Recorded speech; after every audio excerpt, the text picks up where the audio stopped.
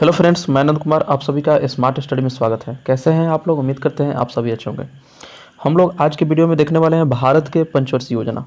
ठीक है, भारत के पंचवर्षीय योजना से हर एग्जाम में एक या दो क्वेश्चन पूछता है। ठीक है, हम लोग देख रहे हैं स्टैटिक जी से टॉपिक वाइज स्टैटिक जी को हम लोग देख रहे हैं।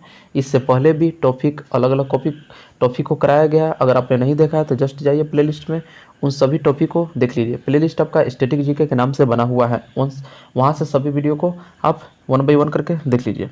चलिए, भारत की पंचवर्षीय योजना जो है 12 पंचवर्षीय योजना दिया गया हुआ है। हम लोग आगे देखते हैं एक एक करके सभी को। ठीक है, चलिए, पहला पंचवर्षीय योजना आपका दिया हुआ है कि प्रथम योजना जो है आपका 1951 से 1956 ईस्वी तक चला। प्रथम पंचवर्षीय योजना कब से कब तक चला? तो प्रथम पंचवर्षीय योजना जो है 1951 से 1956 तक चला। इसका मुख्य उद्देश्य क्या है? तो कृषि उत्पादन में वृद्धि और उत्पादन आय तथा धन का समान वितरण करना, इसका मुख्य उद्देश्य था प्रथम पंचवर्षीय योजना का। इसमें आपका मॉडल भी पूछ लेता है कि प्रथम पंचवर्षीय योजना जो है किस मॉडल पर आधारित है। तो प्रथम पंचवर्षीय योजना जो है हेराल्ड मॉडल पर आधारित है। क्या? हेराल्ड मॉडल पर आधारित है। हेराल्ड मॉडल पर आधारित है। दूसरी पंचवर्षीय योजना आपका 1956 से 1961 ईस्वी तक चला। कब से? 1956 से 1961 ईस्वी तक। इसका मुख्य उद्देश्य है कि औद्योगिक उत्पादन में वृद्धि और भारी उद्योगों का विकास। औद्योगिक उत्पादन में वृद्धि और भारी उद्योगों का विकास द्वितीय पंचवर्षीय योजना का आपका मुख्य उद्देश्य है। तो उद्योग की चर्चा जो आपका दूसरी पंचवर्षीय योजना में है और कृषि की चर्चा आपका प्रथम पंचवर्षीय योजना में है। मॉडल हमने देखा है कि प्रथम पंचवर्षीय योजना का मॉडल क्या था? तो हेराल्ड मॉडल। और दूसरी पंचवर्षीय योजना का आपका मॉडल हो जाएगा पीसी महालनोबिस मॉडल पर आधारित है। ठीक है, चलते हैं तीसरी योजना की ओर। तीसरी पंचवर्षीय योजना आपका 1961 से 1966 ईस्वी तक चला और इस योजना का मुख्य उद्देश्य क्या था? तो खाद्यान्न के उत्पादन में आत्मनिर्भरता, रोजगार के अवसरों में वृद्धि करना और असमानता में कमी लाना तीसरी पंचवर्षीय योजना का जो है इसका मुख्य उद्देश्य था। ठीक है, इससे पहले भी दूसरी पंचवर्षीय योजना की कुछ बातें हैं, हम लोग देख लेते हैं। दूसरी पंचवर्षीय योजना में ही आपका भारी उद्योग में जो है राउरकेला और भिलाई दुर्गापुर की स्थापना हुआ था। ठीक है, कहाँ क्या क्या? राउरकेला, भिलाई और दुर्गापुर की स्थापना हुआ था। ठीक है, द्वितीय पंचवर्षीय योजना में, ये बात ध्यान रखिएगा। ठीक है, इसके बाद आपका 3 वर्ष का गैप है। उस 3 वर्षों में जो है एक एक वर्षीय योजना आया था जो कि 1966 से 1969 ईस्वी तक चला था। चौथी पंचवर्षीय योजना आपका 1969 से 1974 ईस्वी तक चला। इसका मुख्य उद्देश्य क्या है? तो विकास की प्रक्रिया को तीव्र करना और कीमत स्थिरता और सामाजिक समानता स्थापित करना, यह चौथी पंचवर्षीय योजना का जो है यह मुख्य उद्देश्य है। आगे चलता है चौथी हो गया आपका पांचवी पंचवर्षीय योजना। ठीक है, पांचवी पंचवर्षीय योजना की अगर हम बात करें तो इसका मॉडल पहले जान लीजिए, डीपी धर मॉडल पर आधारित है। डीपी धर मॉडल पर आधारित है। इसका मुख्य उद्देश्य क्या है? तो जीवन स्तर को ऊंचा उठाना, विशेषकर समाज के कमजोर वर्गों का, और गरीबी उन्मूलन तथा आत्मनिर्भरता। ठीक है, तो जीवन स्तर को उठाना है और उसके बाद गरीबी उन्मूलन तथा आत्मनिर्भरता का इसका मुख्य उद्देश्य था। पांचवी पंचवर्षीय योजना किस मॉडल पर है? तो डीपी धर मॉडल पर है। एक बार मॉडल हम फिर से याद करा देते हैं आप लोग को। प्रथम योजना जो था हेराल्ड मॉडल पर आधारित था। द्वितीय पंचवर्षीय योजना पीसी महालनोबिस मॉडल पर आधारित था और तीसरी पंचवर्षीय योजना जो है आपका डोमर समृद्धि मॉडल पर आधारित है। ठीक है, और पांचवी पंचवर्षीय योजना डीपी धर मॉडल पर आधारित है। ठीक है, आपसे क्वेश्चन पूछेगा कि हरित क्रांति एवं बोकारो स्टील प्लांट की शुरुआत किस पंचवर्षीय योजना के समय हुआ?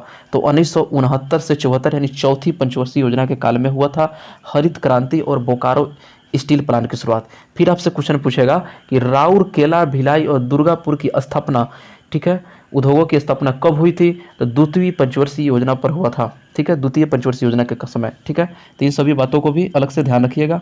जो बात बोल रहे हैं उसको आप अलग कॉपी पर नोट कर लीजिएगा। ठीक है, छठी पंचवर्षीय योजना की बात करें तो 1980 से 1985 ईस्वी, 1980 से 1985 ईस्वी। ठीक है, इसका मुख्य उद्देश्य था कि निर्धनता का उन्मूलन करना, असमानता में कमी लाना और आधारिक संरचना का विकास करना। क्या है? आधारिक संरचना का विकास करना। नेक्स्ट है कि सातवीं पंचवर्षीय योजना। ठीक है, सातवीं पंचवर्षीय योजना सातवीं पंचवर्षीय योजना की अगर हम बात करें, यह 1985 से 1990 ईस्वी तक चला। 1985 से 1990 ईस्वी तक चला। इसका मुख्य उद्देश्य क्या है? तो रोजगार के नए अवसरों सृजित करना। ठीक है, रोजगार को नए अवसर सृजित करना और कृषि उत्पादकता में वृद्धि करना। कृषि उत्पादकता में वृद्धि करना आपका सातवीं योजना पंचवर्षीय योजना का जो है मुख्य उद्देश्य है। इससे पहले छठी योजना जो हम लोग पढ़े हैं, छठी योजना की कुछ बातों को हम लोग देख लेते हैं।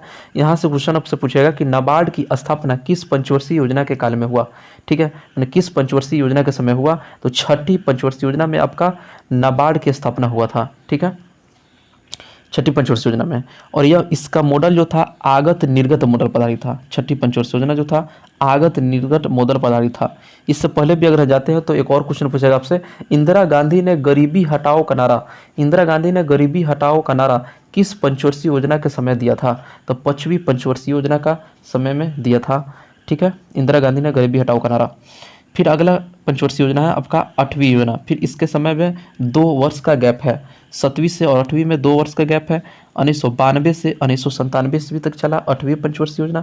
इस योजना का मुख्य उद्देश्य है शताब्दी के अंत तक मानव शक्ति का पूर्ण उपयोग और प्राथमिक शिक्षा को सर्वव्यापी बनाना, आधारिक संरचनाओं को सुदृढ़ बनाना।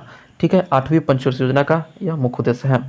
9वीं पंचवर्षीय योजना, इसका कार्यकाल की बात करें तो 1997 से 2002 तक चला और इसका मुख्य उद्देश्य कि ग्रामीण एवं माने कृषि एवं ग्रामीण को विकास करना, कृषि और ग्रामीण का विकास करना। ठीक है, और कीमत स्थिरता के साथ समृद्धि और जनसंख्या वृद्धि पर रोक लगाना। यह 9वीं पंचवर्षीय योजना का काल है।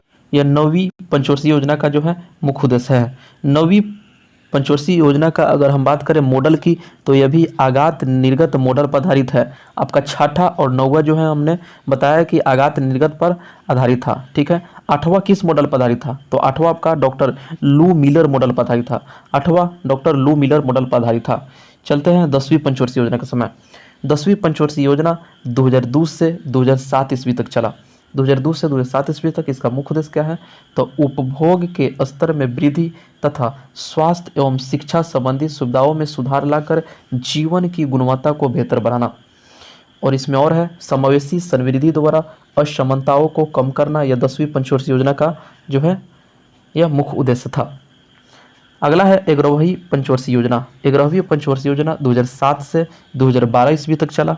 2007 से 2012 ईस्वी तक चला और इसका मुख्य उद्देश्य क्या है? तो बहुमुखी लक्ष्य जिसमें न केवल विकास बल्कि निर्धारणता कम करना भी शामिल है, शिक्षा की गुणवत्ता एवं सार्वजनिक स्वास्थ्य सेवाओं में सुधार करना सम्मिलित है और द्वितीय हरित क्रांति के लिए रणनीति और पर्यावरण का संरक्षण करना और उच्च कोटि के रोजगार का सृजन करना। इन सभी का जो मुख्य उद्देश्य था यह 11वीं पंचवर्षीय योजना में यह बनाया गया था।